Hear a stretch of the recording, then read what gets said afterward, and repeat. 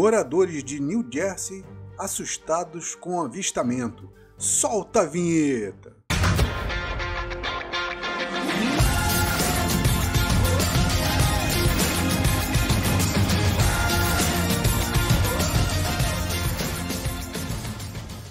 Se inscreva e deixe o like, pois só assim o YouTube indica meus vídeos para mais pessoas. Se você já está inscrito e deixou o like, vamos para o vídeo.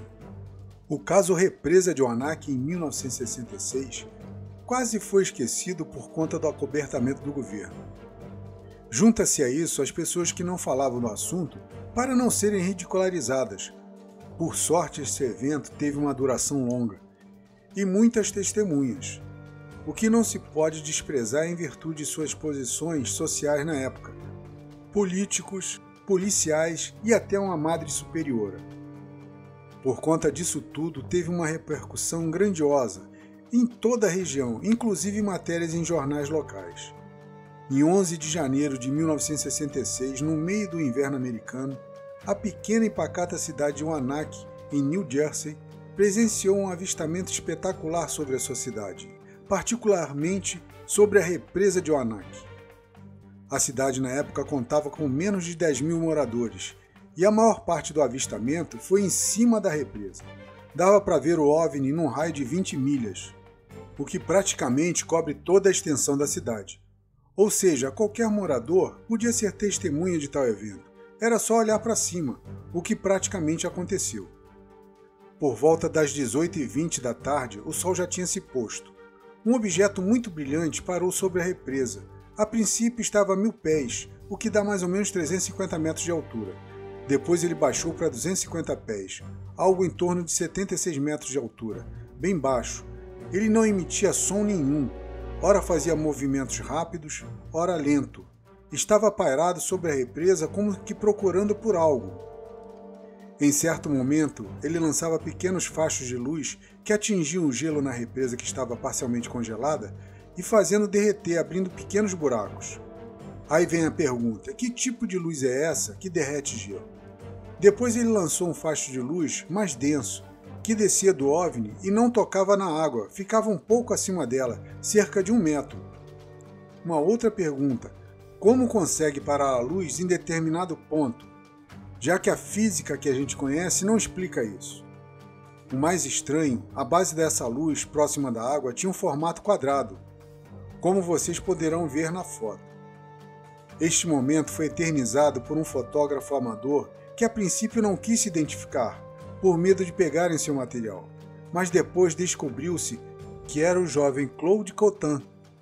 Ele não só tirou a foto do facho, como mais 4 fotos. Uma delas, o OVNI não tinha lançado o facho de luz ainda, dando para perceber melhor o seu formato. Testemunhas disseram que, além disso, o OVNI mudava de cor. Ficava vermelho, depois azul, mudava para o verde, voltava a ficar branco. Como dito antes, este avistamento durou muito tempo, começou às 18h20 e foi até às 20h58, ou seja, quase 2 horas e meia de avistamento. Isto fez com que uma quantidade enorme de pessoas pudesse acompanhar o evento, o que ajudou bastante, pois pessoas mais conceituadas e de grande influência na cidade também viram. Entre eles estavam o prefeito da cidade, o Sr. Harry T. Wolff, o seu filho Billy. Inclusive o prefeito falou: "O fenômeno foi terrivelmente estranho." Também teve o administrador da represa, o Sr. Bentley Spencer, e o Sr. Richard Vrooman. Os vereadores também, Warren Hagstrom, Arthur Barton e John Shuttle. Warren disse: "Ficamos arrepiados quando vimos onde estava."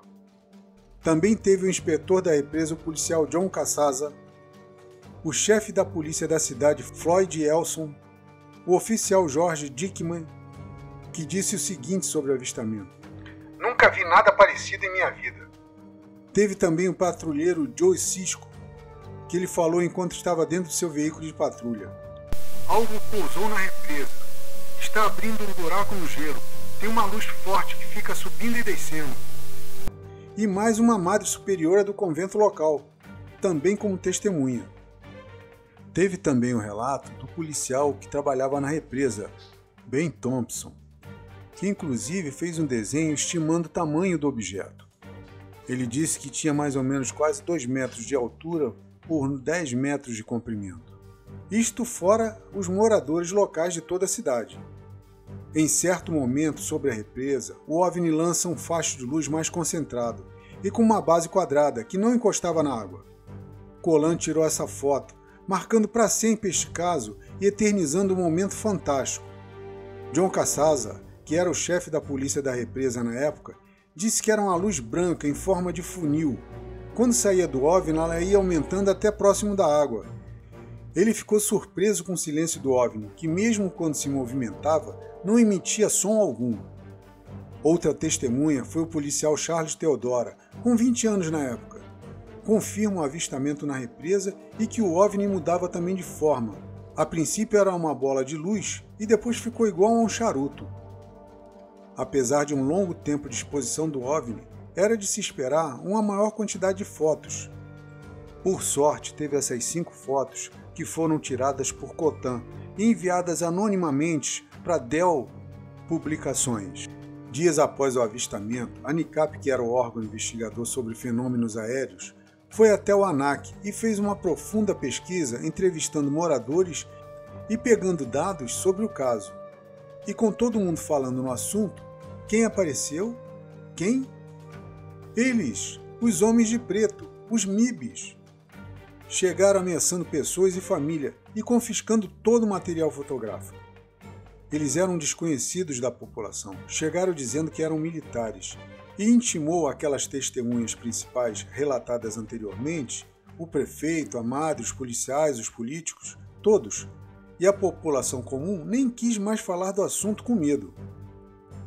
O inspetor da represa, que era policial, o Sr. John Casaza, foi um desses casos. Ele foi obrigado a reunir seus homens em uma escola e lá foram forçados a devolver todo o material que tinham, as fotos que foram tiradas com polaroids do escritório da represa. Mas eles poderiam ter dito que não tinham nada, pois a Polaroid não tem filmes, não deixa evidência. Mas tudo bem. As únicas 5 fotos conhecidas foram publicadas pela Dell Publicações em outubro de 1967, ou seja, um ano depois do avistamento. Elas foram enviadas anonimamente para a redação, e por conta da atitude da pessoa que não quis se identificar, o caso ganhou veracidade, confirmando o relato de todas as testemunhas. Agora eu te pergunto, conhecia este caso?